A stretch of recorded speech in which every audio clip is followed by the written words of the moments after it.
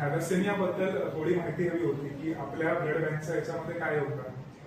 थॅलेसेमियामध्ये जनकल्याणचं दोन दृष्टीने योगदान आहे असं म्हणूया.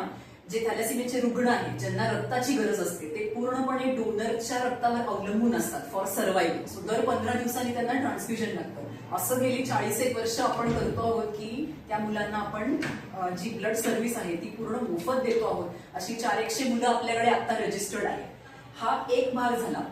दुसरं आहे की आपण थॅलेसेमिया पुढच्या पिढीकडे जाऊ नये. ह्या जेनेटिक डिसीज आहे त्यामुळे आपण थॅलेसेमिया स्क्रीनिंग असं पण करतो आहोत की विवाहाच्या आधी किंवा गरोदर राहायच्या आधी जर आपल्याला ती तपासणी करता आली की थॅलेसेमिया कॅरियर आहेत का आई वडील, तर आपल्याला पुढच्या पिढीकडे थॅलेसेमियाचा जो आजार आहे तो जाण्यापासून रोखता येणार आहे. तर त्याच्या स्क्रीनिंगच्या तपासण्या आपण आता जनकल्याण रक्तपेढीच्या तर्फे आपला जो ट्रस्ट आहे त्याच्यातर्फे करतो आहोत, जेणेकरून पुढच्या पिढीमध्ये थॅलेसेमियाचं मूल जन्माला येऊ नये याच्यासाठी प्रयत्न करतो आहोत. दुसरा अजून एक अँगल त्याला आहे की हे चॅरिटेबल ट्रस्ट आहे. तर ही जी मोफत रक्तसेवा आहे ही फक्त थॅलेसेमिया असं नाही पण कॅन्सरचे पेशंट, डायलिसिस किंवा गरीब पेशंट असतात ज्यांच्याकडे ब्लडसाठी पैसे नाही आहेत, अशा सगळ्यांना आपण जे काही मोफत ब्लड सर्व्हिस देतो याचे साधारण 1.5 ते 2.5 कोटी रुपयाची चॅरिटी आपली या ट्रस्टकडनं दरवर्षी होते आहे.